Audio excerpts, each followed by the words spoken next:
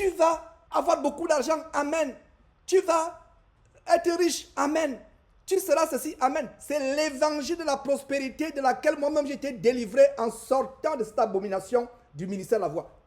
Regardez la carte que j'ai publiée il y a quelques jours. J'ai publié une carte quelques jours et quelqu'un a fait un commentaire. C'est tellement une personne qui est encore remplie de l'esprit du monde, de l'amour du monde, et retenue captive. Retenue captive dans ce monde de ténèbres. Alors, j'ai publié la carte. Je la publiais le 18 avril. C'est-à-dire qu'avant-hier, vendredi. La carte, c'est une carte que j'ai publiée avec des écrits. Qu'est-ce qu'il disait sur cette carte? Le Fils de Dieu, le Seigneur Jésus-Christ, n'est pas venu mourir sur la croix à Golgotha pour que tu sois riche, influente ou puissante, puissant ou puissante, influent ou influente, ou célèbre. J'aurais dû ajouter aussi célèbre, mais célèbre c'est comme influent. Donc le Fils de Dieu, le Seigneur Jésus-Christ, n'est pas venu mourir sur la croix à Golgotha, sur le mont du Calvaire, pour que tu sois riche, influent ou influente, célèbre, puissante ou puissante sur cette terre ténébreuse et corrompue. Mais il est mort sur la croix uniquement, seulement, pour une seule chose, pour que tu sois affranchi, délivré du péché, afin de te retrouver au paradis, éternellement et non en enfer. Et j'ai cité Matthieu chapitre 1, verset 21. Le nom Jésus signifie littéralement sauver le peuple du péché. Pour vous qui ne le savez pas, je l'ai enseigné plusieurs fois, mais si vous ne le savez pas, notez que sur la base de Matthieu chapitre 1, verset 21, le nom de Jésus-Christ littéralement signifie sauver le peuple du péché. Alors j'ai publié cela. Hier ou avant-hier, disons il y a quelques heures, je vois un commentaire de quelqu'un qui, comme moi encore, dans cette secte abominable comme le ministère de la voix, qui dit, mais Dieu, sur la base de Jean chapitre 10, verset 10, voulait que nous soyons prospères, que nous soyons dans l'abondance. Alors pourquoi tu enseignes les choses comme ce que tu enseignes? Tu enseignes la fausseté. Ils ne comprennent pas Jean chapitre 10 ou 3 Jean 2. Parce que Jean chapitre 10 a deux parties. La première partie dit ceci: le voleur, Satan, ne vient que pour dérober, égorger et détruire. La première partie du verset 10, Jean chapitre 10, verset 10, la première partie dit: le diable, le voleur, c'est un des noms du diable, ne vient que pour dérober, égorger et détruire. Le verset continue avec la deuxième partie: mais moi, le Fils de Dieu, Jésus-Christ, il dit: moi, je suis venu afin que les brebis aient la vie et qu'elle l'ait en abondance. Voilà ce que les adeptes de l'évangile de prospérité enseignent.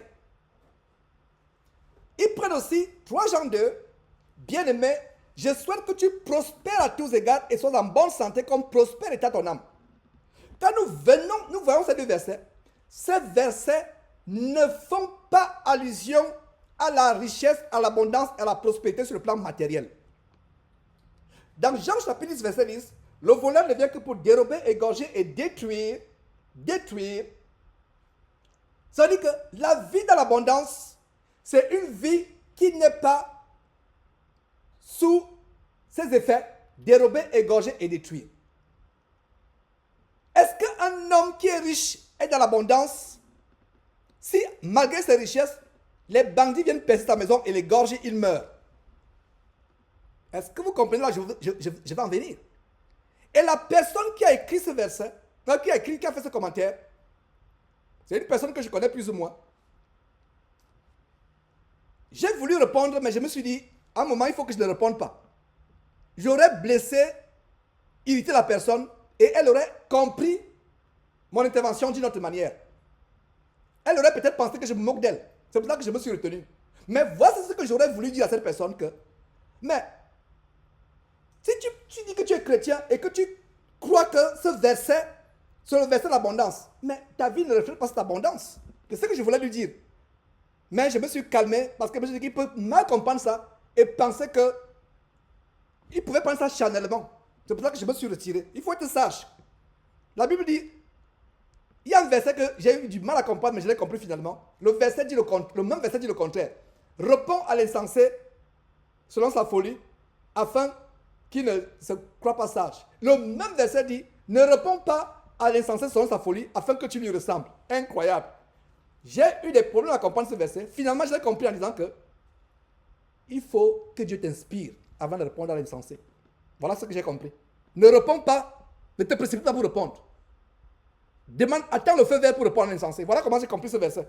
Parce que pendant les années, je dis, mais comment la parole de Dieu se contredit pas? Mais il y a un verset qui dit deux choses opposées.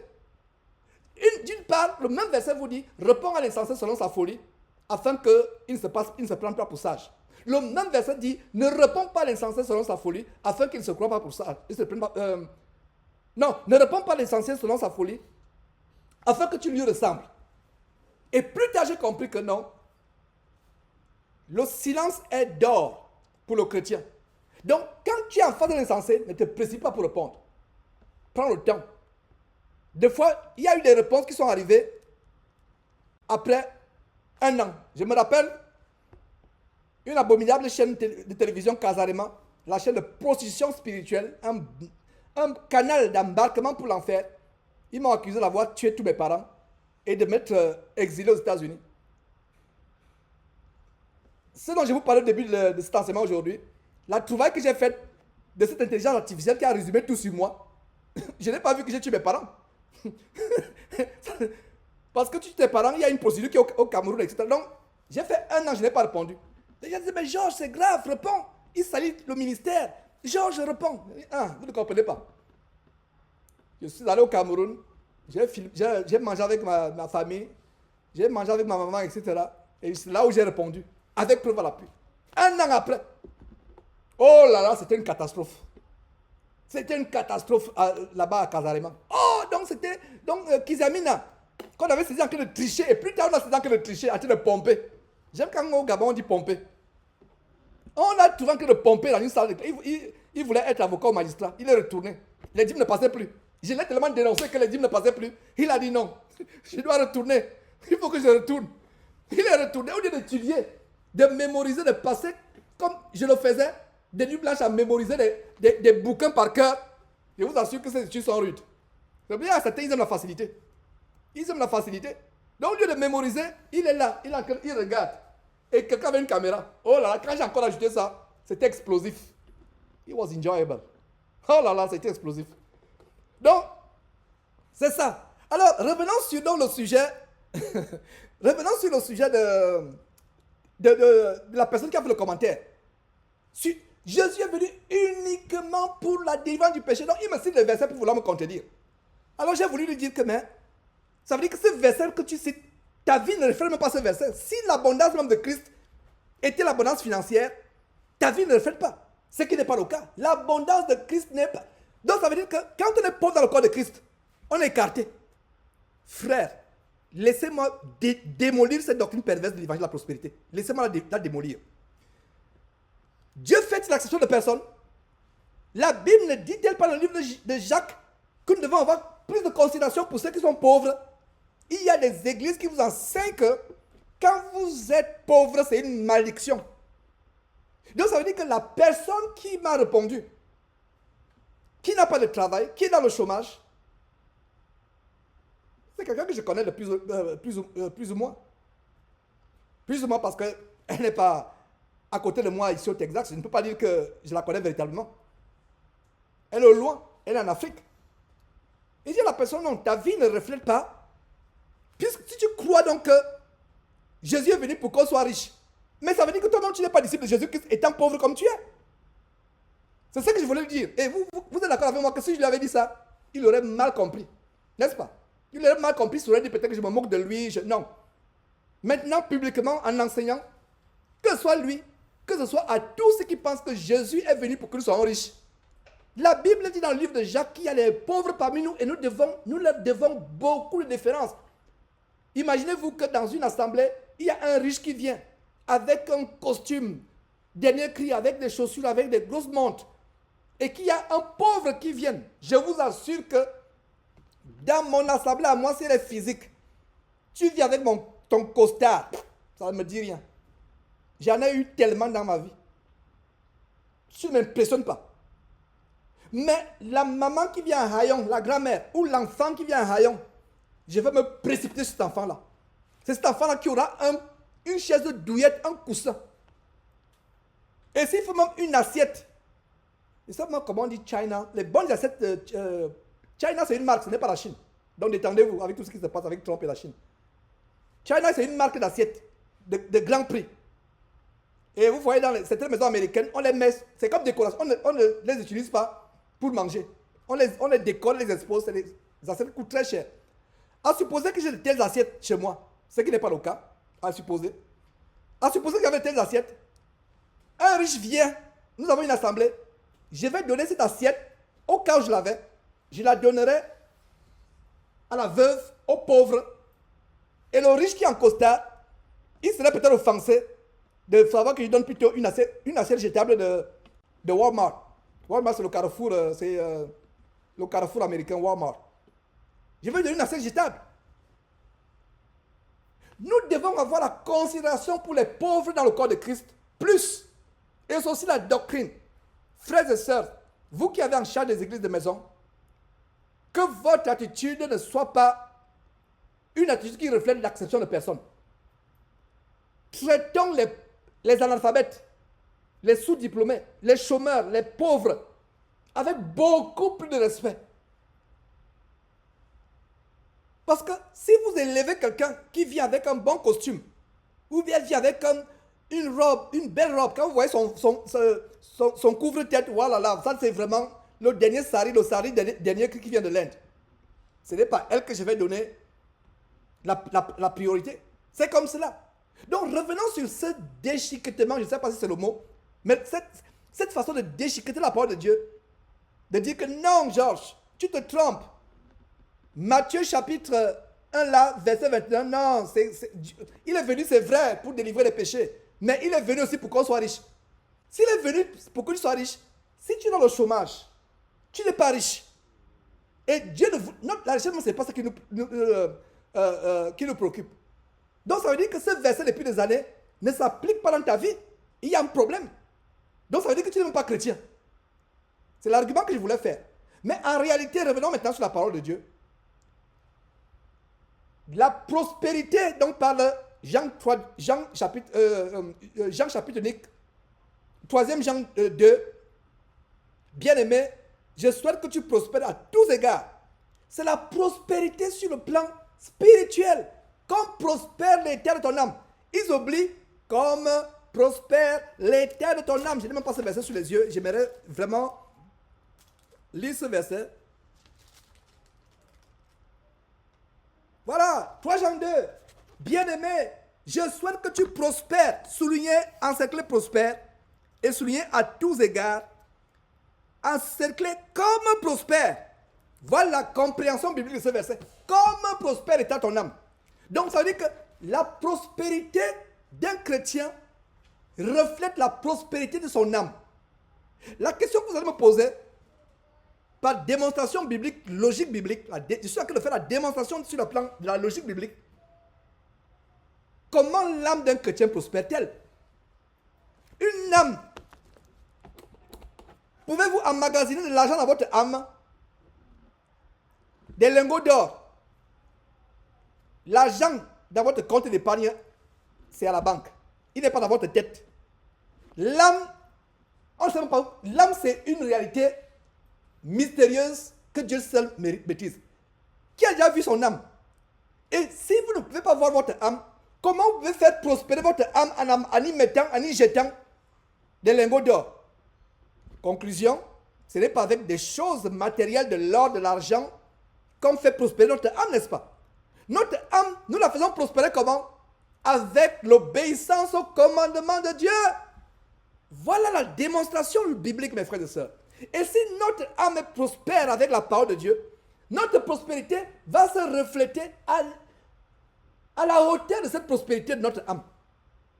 Voilà la sainte doctrine. Peu, et encore je ne dis pas ça pour me vanter, peu écoute cette parole. Peu écoute, regardez comment le diable a aveuglé l'intelligence et les faux pasteurs sont responsables de cet aveuglement. En tout cas, ils sont des agents de cet aveuglement. Satan les utilise pour perpétrer pour renforcer cet aveuglement des soi-disant chrétiens. Voilà comment je viens de démontrer 3 Jean 2 qui nous dit quoi? Bien-aimé, je souhaite que tu prospères à tous égards et sois en bonne santé. C'est-à-dire que la santé n'est pas... Enfin, ta santé, la prospérité, quand tu as une santé spirituelle, ça se reflète sur le corps. Je vous assure, j'ai eu des témoignages des anciennes prostituées, des gens qui fumaient, des gens qui buvaient. Quand ils sont convertis à Christ, ils avaient peut-être la quarantaine. Quand ils sont convertis, 1 an, 2 ans après, et ayant la quarantaine dans le péché, ils ressemblaient à un vieillard de 60 ans, de 65 ans, ayant la quarantaine. Mais quand ils sont convertis, ils ont commencé à appliquer les principes. Tout le monde donne les compliments à la personne. Mais qu'est-ce qui se passe? Tu rajeunis. Tu es en bonne santé.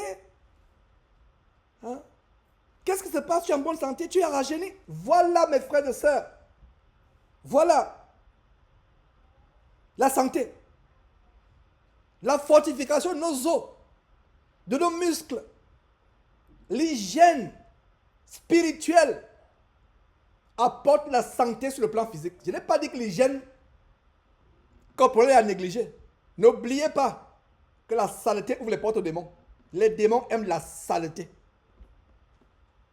Mais ce que je veux dire, c'est que ton hygiène sur le plan spirituel, ta propreté sur le plan spirituel, va entraîner ta propreté sur le plan physique. N'oubliez pas que derrière les maladies, les fibromes, les cellules cancéreuses, se cachent les démons. Et j'enseignais cela dimanche passé. Dieu m'inspire à nettoyer mon email. J'avais 4 emails non lus depuis des années.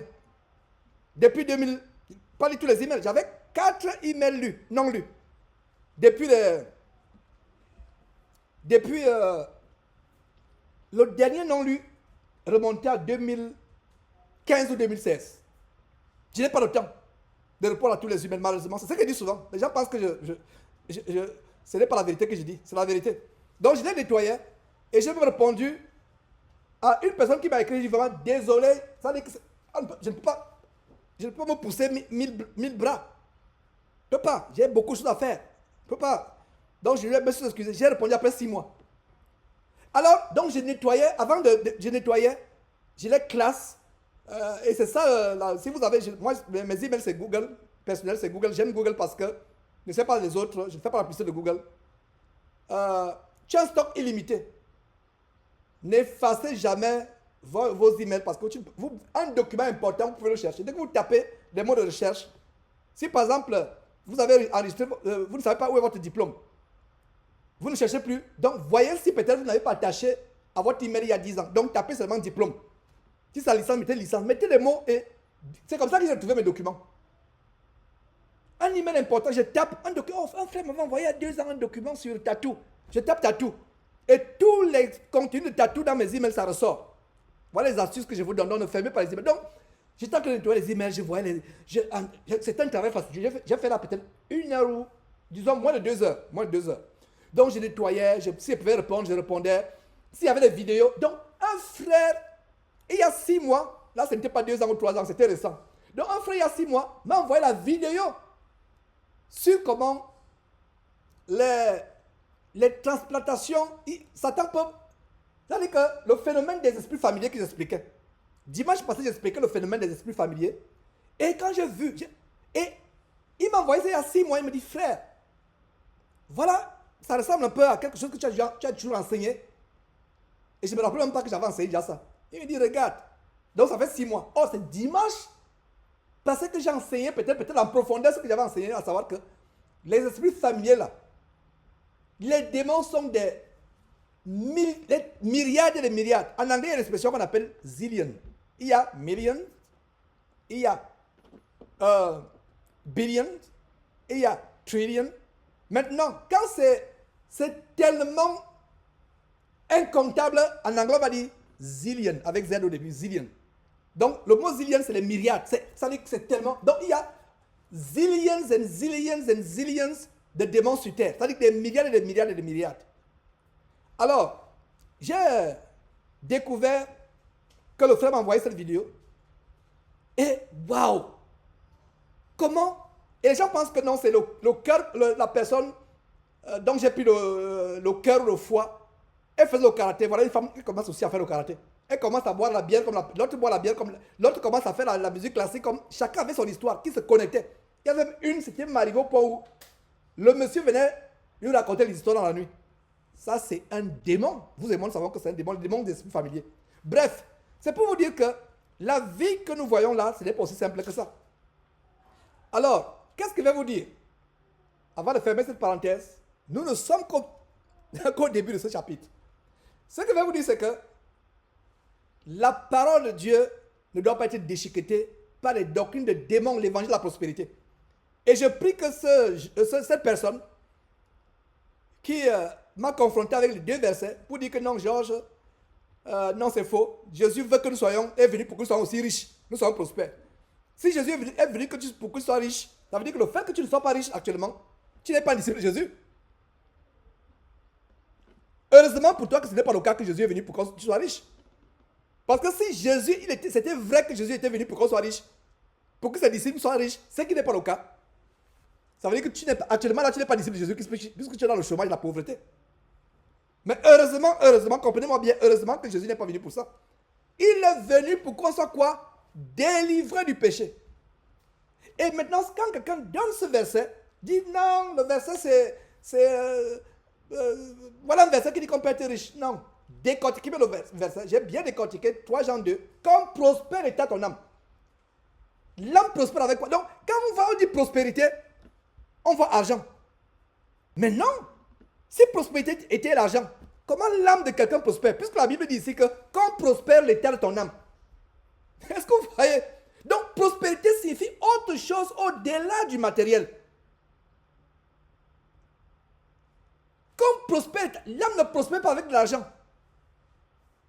L'âme ne prospère pas. Si l'âme prospérait avec de l'argent, les gens qui ont vendu leur âme à Satan auraient encore de l'argent. Ils n'ont plus d'âme. Puisque quand tu as vendu, tu n'as plus d'âme. Vous comprenez là où je vais en venir? C'est tellement profond. J'espère que vous comprenez. Puisque l'âme doit prospérer. Et c'est la prospérité physique selon toi. Mais quelqu'un qui n'a plus d'âme, parce que quand tu as vendu ton âme à Satan, ça veut dire quoi? Tu as pris ton âme, tu dis Satan, je donne mon âme. C'est comme ça qu'ils disent. Ils donnent leur âme à Satan. Il n'a plus d'âme. Mais il continue à être riche. Il n'a plus l'âme. Donc la prospérité de l'âme n'a rien à voir avec l'argent. La prospérité de l'âme, c'est une âme qui reflète la sanctification, la sainteté de Dieu.